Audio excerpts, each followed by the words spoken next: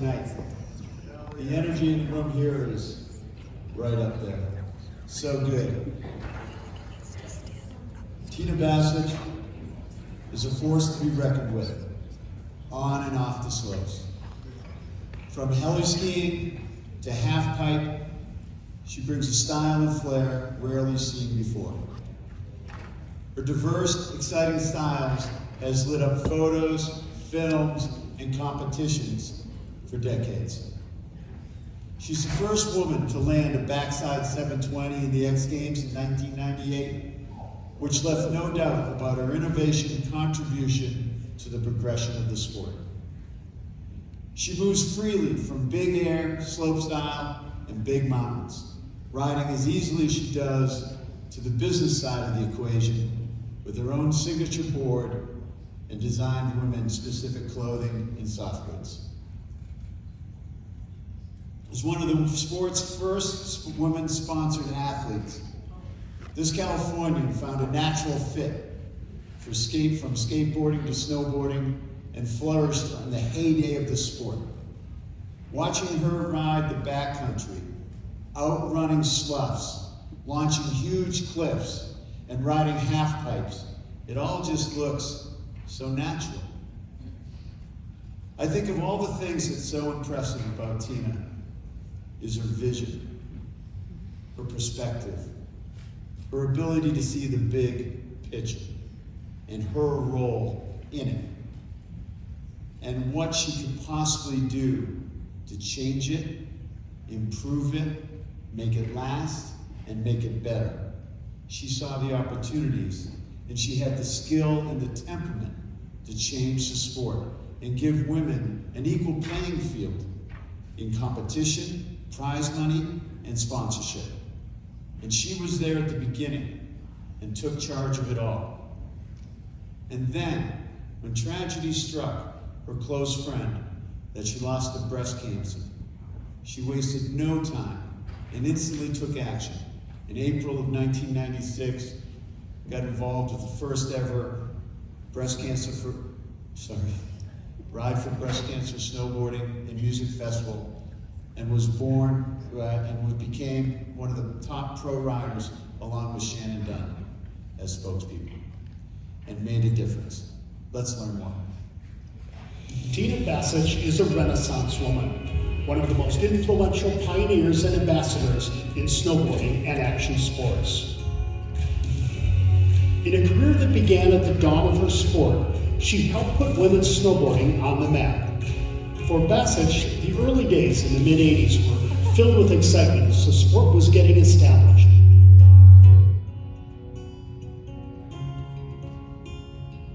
Growing up in California, there were only a few resorts open to snowboarders, but that did not deter her. While she competed in all events at the start, she found her true love in the air. She became dominant at halfpipe, a contender in every event, traveling the world as a sponsored rider. Next up, Tina Basich from Salt Lake City, Utah, the world champion. Tough to beat in any halfpipe. And she's working this pipe like she owns it. Wall to wall, spins it around the big. Basich became a poster child for snowboarding at a critical time, building a strong image for the popular new sport. Yeah, tweak it! Keep it up, keep it up, keep it up! She launched her first pro model with Kemper Snowboards in 1994, at the same time that friend Shannon Dunn released hers with Sims. The talented duo forced the industry to notice there was a need for women's specific gear. Together with Dunn, they designed the Prom and Tuesday outerwear brands, bringing technical women's apparel to snowboarding.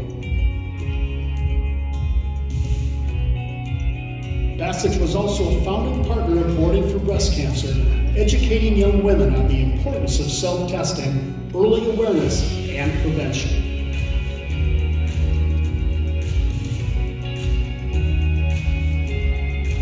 Her most memorable moment came at the 1998 Winter X Games, shocking the snowboard world by landing the first 720 backside rotation in competition. It opened a new era of progression for women. Basich moved away from competition in the late 90s, focusing on riding powder and expressing herself with the stories of the freedom that snowboarding brought her. She pioneered big mountain riding with first descents in Alaska and leading film crews to the biggest lines that any snowboarder was doing at the time. A key to Basich's success was that she was media savvy. Around the world, she told the story of snowboarding from a woman's perspective in magazine stories to her own women-specific TV show. In 2003, HarperCollins published her autobiography, Pretty Good for a Girl, documenting her stories of perseverance and the challenges of rising up in what was a male-dominated sport.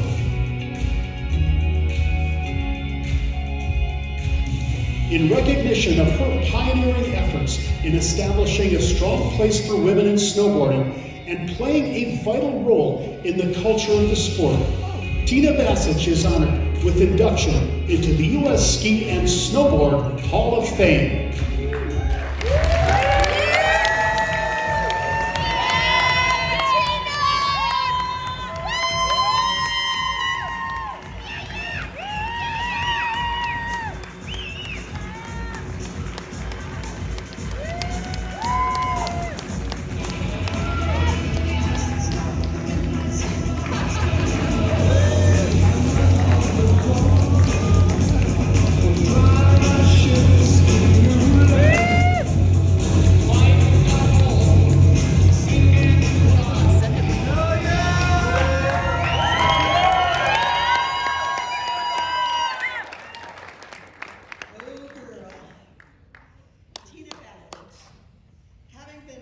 By the 15 million skiers and snowboarders in America, we hereby bestow upon you, on this night in Big Sky, Montana, our country's highest snow sport award, the Medal of Honor, and confer upon you from this day forward, Saturday, March 25th, 2023, induction into the U.S. Ski and Snowboard Hall of Fame, where your accomplishments, pretty good for a girl, will forever be remembered.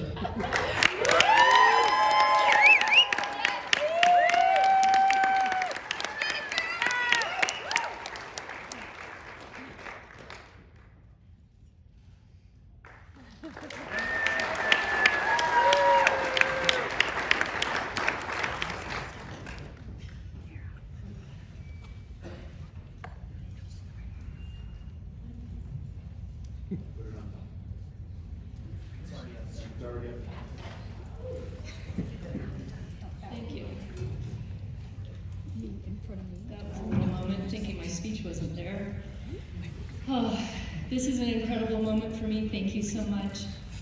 I want to thank the Ski and Snowboarding Hall of Fame for this honor, and all the hard people behind making moments like this possible. It is so important. I'm very excited to share this moment with my dear friend Shannon Dunn. Tonight we are the first female snowboarding athletes inducted into the U.S. Ski and Snowboarding Hall of Fame.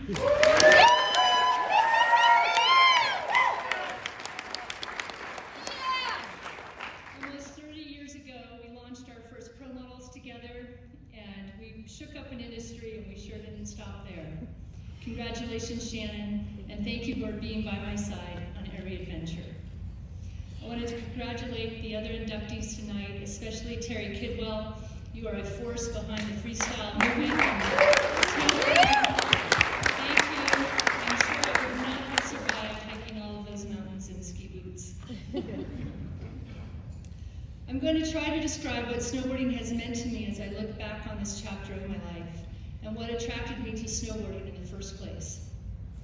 I was in high school, mid-80s, hanging out with the skateboard crowd, not only because I loved skateboarding, but because they were my people. Lots of bleached hair, mohawks, studs in our leather clothes.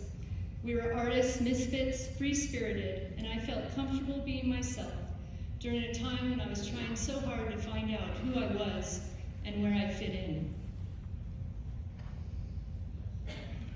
My first snowboard had metal fins like a surfboard, no metal edges. I wore moon boots that I bought at the 7-Eleven, and my bindings had seatbelt type straps.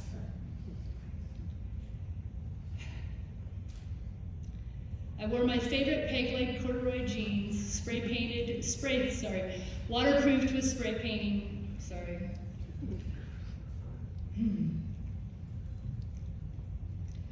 Back in those days, we were only allowed at a few resorts up in the Tahoe area. I was so thankful to Norm at Donner Ski Ranch for accepting us like family. It was the beginning of a group of riders that I will cherish those friendships forever. This was a time in snowboarding when there was no women's equipment, no high school snowboarding teams, no coaches, no uniforms, no X Games, no Olympics. It was raw and I was hooked. I had found my passion, and it was the beginning of an adventure far beyond what I could have ever imagined. The wild ride that followed for the next 20 years, filled with gold medals, prize money, fame, house parties with the Beastie Boys playing in the living room, and traveling the world wasn't the reason why snowboarding changed my life. When my brother Michael and I started riding, he was going through a rough time with epilepsy. He was no longer able to learn in a school setting and went through spells of time, up to a year, of not speaking, just communicating with his hands and motions. We built a lot of tree forts and go-karts during those years, and they are some of my fondest childhood memories. Snowboarding gave him his voice, and it changed everything for my family. This is the only way I can explain it. It brought him a sense of belonging in a time when he felt so different. It was something that we were both good at and passionate about. It was new and exciting, and it gifted us a community that accepted us for who we were. For that, I am forever grateful. Thank you, Michael, for being the most amazing brother. I love you so much. Snowboarding was free and creative and in the hands of a small group of riders back then who truly shaped the sport. If you saw another snowboarder on the hill, you were instantly friends. I was so excited showing up to those early contests, even with duct tape, boots, and bindings, and dropping into half pipes that were only 3 feet tall. It was such a thrill winning hoodies and skateboards, getting free gear, trading stickers, and learning new tricks every time we rode. This special chapter in snowboarding will never be repeated, and I wouldn't trade it for anything. It was a magical time in my life. As I grow older and wiser, I can look back on my accomplishments and my experiences and cherish them even more. Watching videos of me charging down the mountains in Alaska, dodging avalanches, hucking myself off 50-foot jumps with takeoffs similar to a diving board, and I think it was all just a little bit crazy. But I was in my element, in my moment, shining with all my might, and it was much more than just being pretty good for a girl. Becoming a mom has also given me a new perspective on life and brings forward how lucky I was to manage so delicately the fine line of risk and reward. I love sharing with my daughter Addison my snowboarding stories, magazine cutouts, and videos.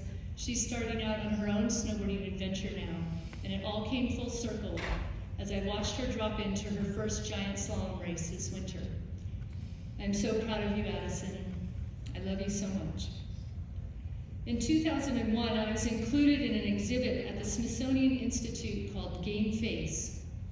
It was a collection of photographs from the history of women in sports, capturing them in their moment, in their game face. As my mom and I walked around the room looking at these amazing photographs, I realized that I was part of something bigger than just snowboarding.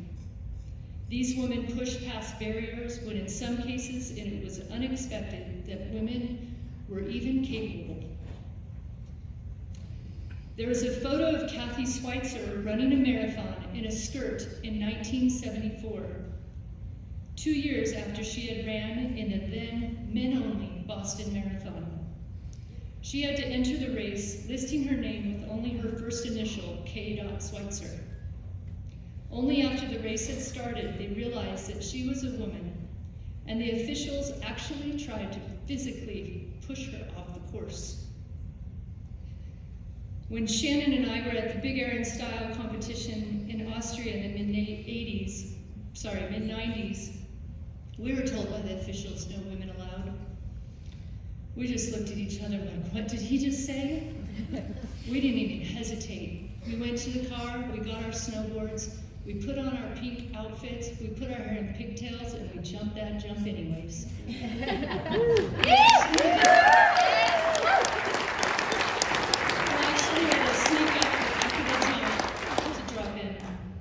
At the 1997 X Games, they introduced the bigger event.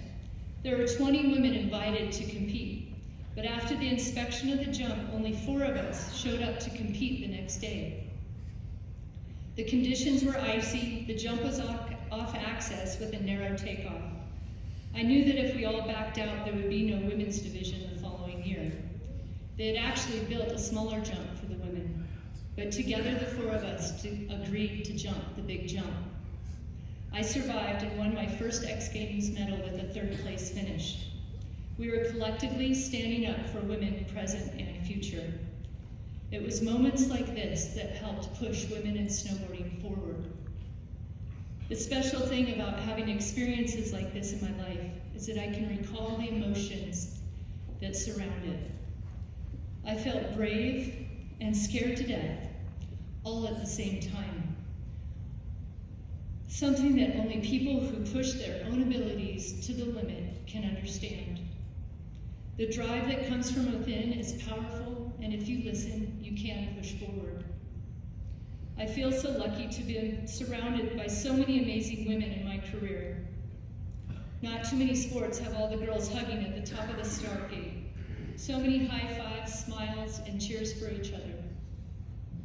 I would like to thank 2 special women in my life, Lisa Hudson and Gayleen Nagel, who are both here tonight.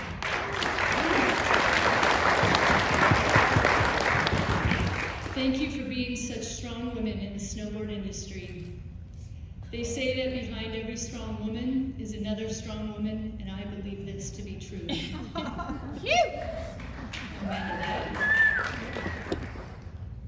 You both pushed against the grain to shake up an industry that wasn't sure there was a market for women-specific equipment.